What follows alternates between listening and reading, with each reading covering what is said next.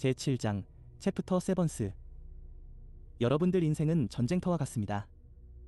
나의 인생에서도 고터머 였을 때에도 전쟁이 많았습니다. 우리 부족은 토속 부족이 아니었으며 조상 때의 다른 지역에서 이주하여 정착하였습니다. 당연히 주변 지역과의 마찰이 잦을 수밖에 없었지요. 우리 샤카, 셰이켜 부족은 평화를 사랑하였으나 주변 상황이 그렇지 못했던 것입니다. 그래서 죽음을 많이 볼 수밖에 없었고 전염병이나 돌림병도 많았으며 유랑하는 백성들도 많았던 것입니다. 알려진 것처럼 커다란 제국도 아니었으며 커다란 왕국이 있었던 것도 아니었으나 후대의 기록자들이 그렇게 확대 해석해서 그렸던 것입니다. 사실 생로병사는 늘 주변에서 있었던 일이었으나 여러분들 표현대로 먹고 살기 바쁘다 보니 관심 대상이 아니었기 때문입니다.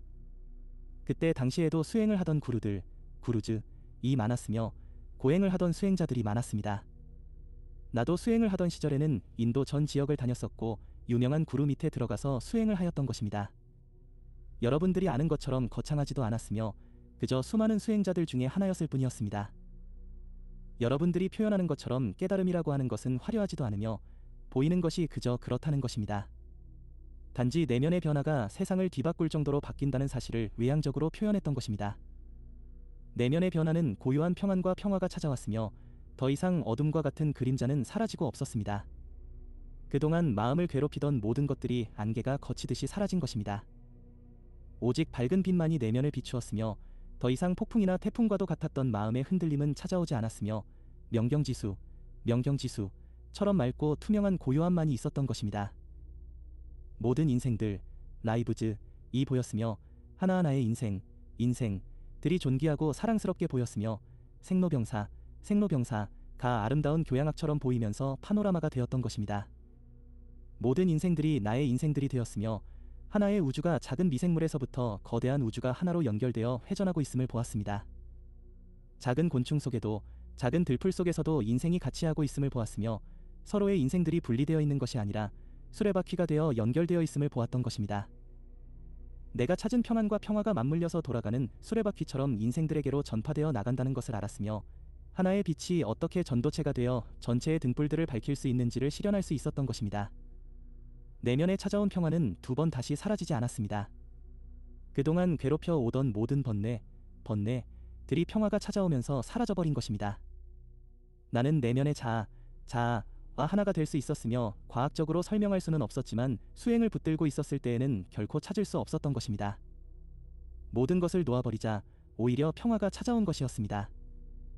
깨달음을 너무 과대 포장하여 놓았기 때문에 여러분들은 화려함만을 뒤쫓고 있었던 것입니다.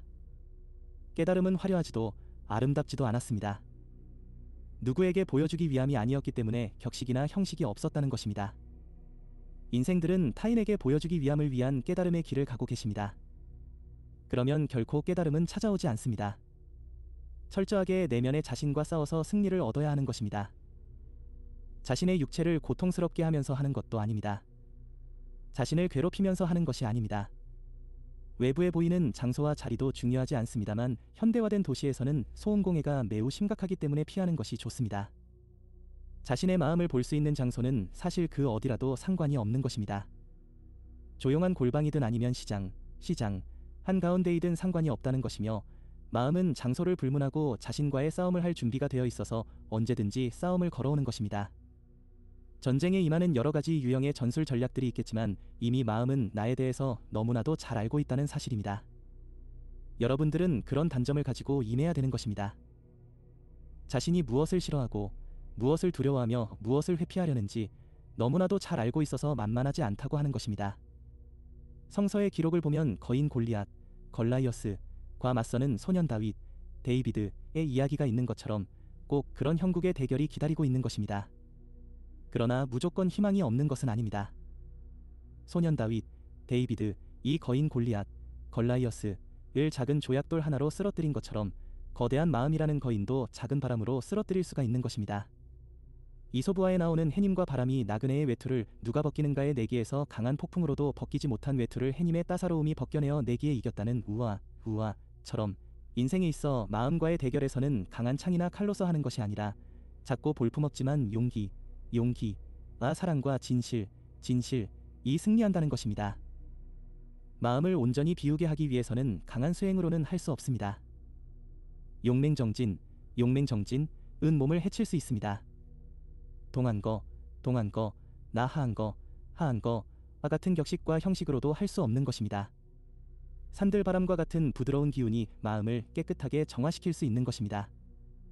마치 에어컨디셔너의 강한 냉기보다는 숲속이나 강가에서 부는 산들바람이 더 시원하고 상쾌한 것처럼 말입니다. 여러분들의 인생들이 치이고 차여서 그 어디에서도 평화를 찾지 못하시고 계신 것은 사람이나 장소에 있는 것이 아니라 바로 자신의 마음속에 있다는 것을 왜 모르십니까? 마음이 평화로워야 보이는 세상도 평화로운 것입니다. 세상이 이렇게 평화스럽지 못하고 번잡하며 시끄러운 것은 인생들의 마음속이 그렇기 때문인 것입니다. 평화의 빛을 가지고 있는 인생 하나가 전쟁터에도 평화가 찾아올 수 있도록 만든다는 사실입니다. 나는 잦은 전쟁과 전염병과 가난과 죽음 앞에 내팽개쳐졌던 인생들에게 내가 찾은 평화를 찾아주고자 애썼습니다. 외부에 보이는 세상은 어지러움과 번잡스러움으로 평화가 깨지고 질서가 무너졌지만 그것을 했던 마음속의 분쟁들과 전쟁들을 모두 평화와 자비의 기운으로 바꾸려고 했던 것입니다. 나는 평화의 빛, 자비의 빛을 통하여 중생들의 마음을 치유하였으며 그들의 마음속에 평화와 자비를 심었던 것입니다. 나는 평화라는 씨앗을, 자비라는 씨앗을 중생들의 마음밭에 파종하였던 것입니다. 마음을 통제하기 위해서는 혼, 솔과 연합해야 하고 영, 스피리트과 연합해야 합니다. 혼, 솔과 연합하는 것은 쉽지 않은 부분인데 지금까지의 인생들이 물질 세계에서 살아왔기에 그런 것입니다. 인생들은 감정과 돈의 기운에 지배를 받아왔기 때문에 그것에서 벗어나기가 쉽지 않다고 하는 것입니다. 지금의 현실은 돈에 의해 모든 구조가 지배당하고 있어서 돈이 없이는 거래가 이루어질 수 없습니다. 물물교환은 옛 방식이지만 지금 사라져버렸고 현금, 캐시과 카드, 어음, 빌, 수표, 채권, 반드 등이 인생 전반을 지배하게 되었습니다. 새로 생겨난 우상이라 할 수 있지요. 지금의 종교단체들도 돈에 의하여 유지되고 있음이니 돈을 빼고서는 지금의 사회를 말할 수 없을 것입니다. 어찌 보면 아주 강력한 마약에 중독된 것처럼 벗어날 수 없다는 것인데 돈이 없다면 사회 구조가 무너져 내리겠죠. 현상계의 충격보다는 여러분들의 무너져 내린 마음들의 충격이 매우 클 것입니다. 이것을 마음에서 받아들이기까지 많은 시간이 걸리겠지만 대도시를 떠나 전원으로 들어가거나 아니면 정글 오지에 들어가거나 티베트의 깊은 계곡으로 들어가면 이런 현상이 일어나지 않을 수도 있습니다. 거의 돈과는 친근하진 않지만 나름대로의 삶의 방법으로 살아가고 있으니까요. 넘쳐남과 풍족함은 인생들이 경험해야 되는 과정이지만 자신의 욕망과 욕구가 어느 정도가 되어야 만족하고 충족할지는 모른다는 것인데 마음은 쌓고 쌓아도 항상 모자란다는 것입니다. 도대체 어떻게 해야 마음을 만족시킬 수 있을까요? 세상의 누구를 만나보아도 자신의 자리에 만족하기보다는 더 올라가고 더 쌓으려고 한다는 것인데 깨진 항아리에 물을 붓는 것처럼 끝이 없다는 것입니다. 이것이 바로 물질욕구에서 나오는 탐욕이라 하는 것입니다. 어떻게 해야 만족을 할까요? 인생을 종료하고 죽음을 맞이하고 있는 상황에서도 끈을 놓지 못하는 것을 볼 수 있습니다. 욕망이라는 것은 여러분들을 물질의 노예로 전락시켜서 멸망의 길로 진입시키고도 물러설 줄 모르고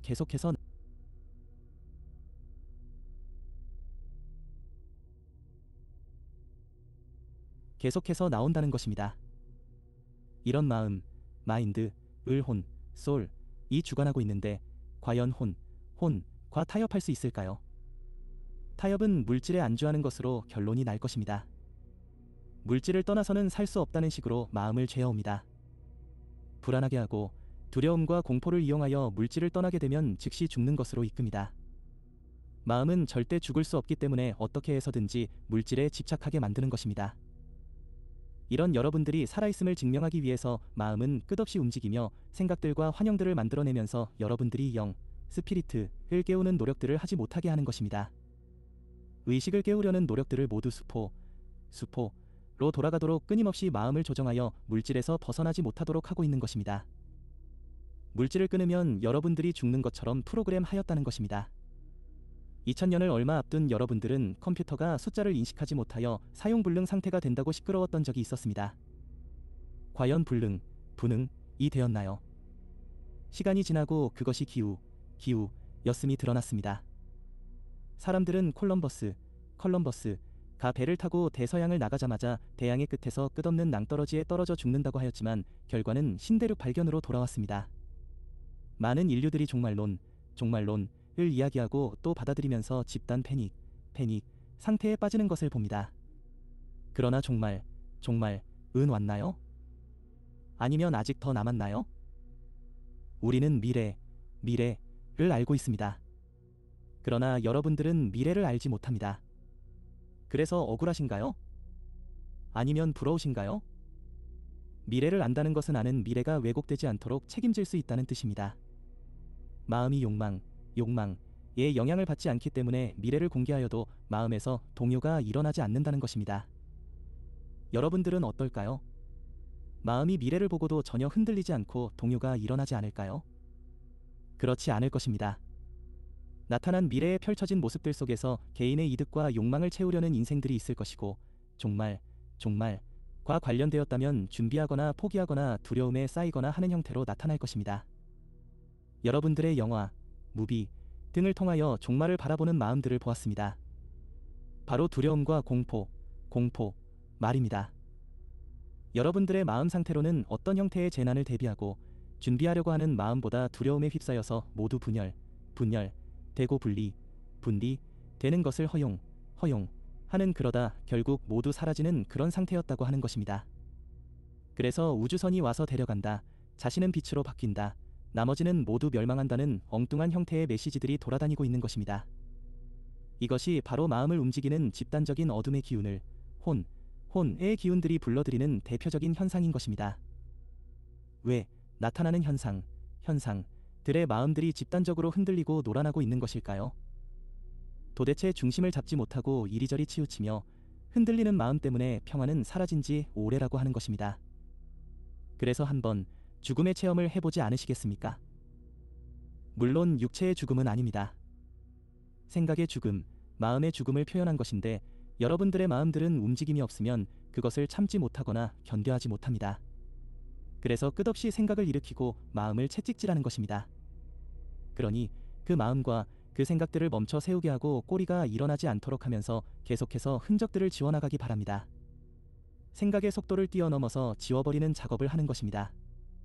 그리고 지금까지 마음이 원하는 대로 들어주었던 부분들을 이제는 거부하고 수용하지 않는 상태로 전환하기 바랍니다.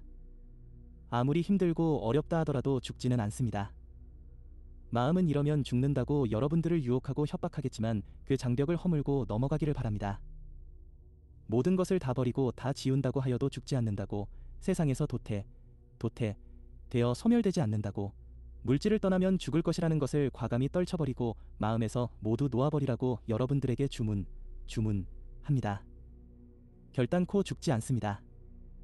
내일 무엇을 먹을까? 내일 무엇을 입을까? 걱정하지 말라고 한 예수의 이야기를 새겨 들으세요. 여러분들 마음 깊은 속에 잠들어 있던 그리스도의 영이 깨어 일어나 여러분들을 죽음이 아닌 생명의 길로 안내하는 역사가 일어날 것입니다. 닐 도날드 윌시, 닐 다넬드 올시가 나와 만날 수 있었던 것도 그의 모든 것들을 내려놓고 마지막 심정으로 벼랑 끝에 서 있었을 때, 지금까지 자신을 이끌던 마음을 내려놓고 진정으로 내면의 중심을 향하여 소리를 질렀을 때에 나와의 만남을 시작할 수 있었던 것입니다. 여러분들의 마음들은 절대 영의 길로 인도하지 않습니다. 물질에서 떠나지 못하도록 회유합니다. 그러나 여러분들은 그 유혹을 뿌리치고 마음을 모두 내려놓으십시오. 그리고 마음의 실체와 만나십시오. 영, 스피리트은 여러분들을 끈질기게 참고 참으며 기다려왔던 것입니다. 영, 스피리트은 초월자와 연결되어 있어서 빛으로의 여정을 시작할 수 있도록 내비게이션 역할을 하게 될 것입니다. 영, 스피리트은 여러분들의 내면의 신으로서 물질의 인생을 영혼의 인생으로 탈바꿈시킬 것입니다. 여러분들과 함께 가면서 자신의 빛을 가슴을 통하여 나타나게 하는 것입니다. 처음에는 빛이 허약해서 잘 보이지는 않겠지만 점점 밝아지면서 마음을 온통 밝은 빛으로 채울 것입니다. 평화는 이렇게 찾아옵니다. 굳건하게 흔들리지 않는 마음으로 말이죠. 이런 마음은 종말과 같은 물질적 현상들에 흔들리지 않으며 오히려 평화의 기운을 방사시키는 것입니다. 지금은 물질 세계에 집중하는 인생들은 희망이 없습니다. 지금은 영혼의 길에 관심을 가져야 하며 마음이 지향해야 했던 목표도 새롭게 다시 정립해야 되는 때인 것입니다. 시야를 넓혀서 자신의 자리를 다시 점검해야 되는 때라는 것입니다. 여러분들은 인생의 목표가 무엇이었나요? 출세였나요? 아니면 돈을 많이 버는 것이었나요? 아니면 건강하게 사는 것인가요? 아니면 취업이 되기를 바라는 것인가요? 배우자를 잘 만나 결혼을 하는 것인가요? 여러 형태의 인생의 목표들이 있어서 새해의 소원들을 비셨을 텐데 잘 성취되기를 바랄까요? 우리 대사들, 메스터즈, 도 목표들이 있습니다. 대원인자의 뜻이 지구 행성에 펼쳐지는 것에 기쁘고 감사한 봉사가 이루어질 수 있기를 목표로 삼는 것입니다. 인류들 또한 각각의 인생들이 설계한 계획대로 잘 경험하고 마무리할 수 있기를 바라고 그 길에서 영혼의 길을 발견하여 들어가는 것을 목표로 삼고 있습니다. 빛의 일꾼들이 자신의 자리에서 자신의 역량들을 발휘해 주기를 바라면서 적극적인 도움과 봉사가 이루어질 수 있기를 목표하고 있는 것입니다. 인생의 목표는 과거와는 다르게 이제부터는 새롭게 설정하여야 하는데 영혼을 깨우기 위한 인생들이 되어야 한다는 것입니다. 깨달음을 하는 것은 왜일까요? 혼자서 극락에 가기 위해서요. 그렇다면 산속에 들어가시거나 동굴 속에 들어가야 할 것입니다. 깨달음을 구하는 것은 인류들을 깨우기 위해서입니다.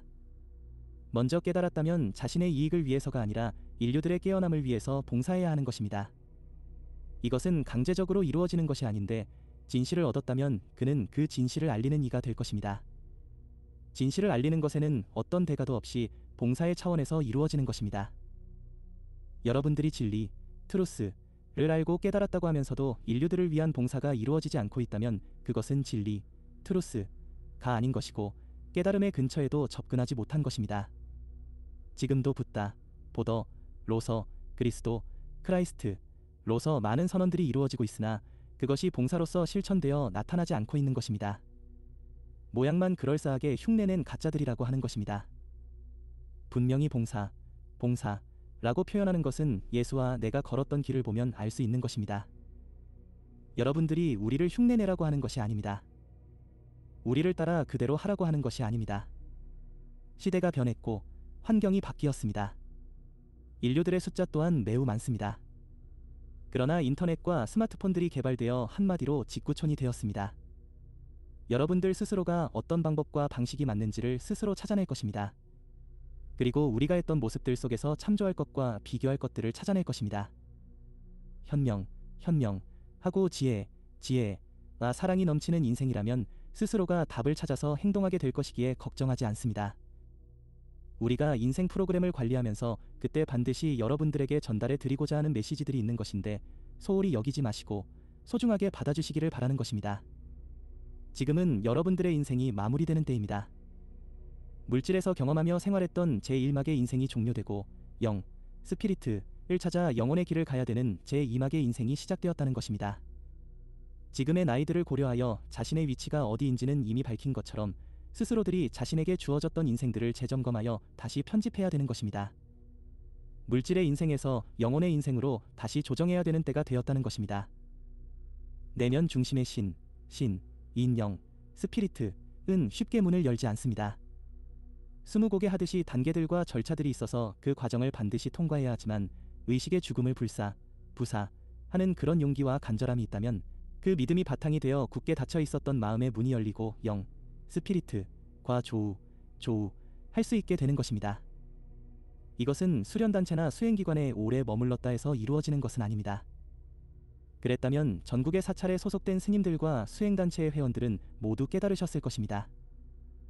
여러분들 시에도 있는 것처럼 한 송이 국화꽃을 피우기 위해 밤새워 비바람이 불었나 보다 라는 표현을 보면 여러분들의 머리 위쪽 정수리에 있는 1000개의 꽃잎을 가지고 있는 연꽃을 피우기 위해서는 어떤 노력과 실천들이 있어야 하겠는지 미루어 짐작할 수 있겠지요. 이렇게 어렵다고 해놓았기에 쉽다고 생각하지 않는 것입니다. 깨달음은 한 번의 인생으로 취할 수 없는 것입니다. 700세를 살아보아야 인생을 좀 안다는 옛 속담이 있었습니다.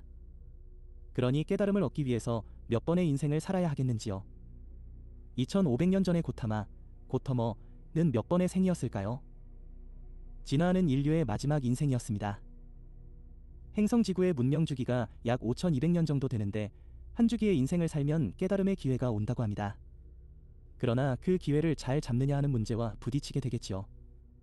여러분들의 역사 속에 스스로 깨달은 이는 고타마, 고터머, 가 한 주기 속에서 나왔으니 깨달음의 길이 쉬운 것이 아닌 것입니다. 그 세월 동안 인생을 살다간 혼들이 얼마나 많을 것이며 그러니 역시나 어려운 것입니다.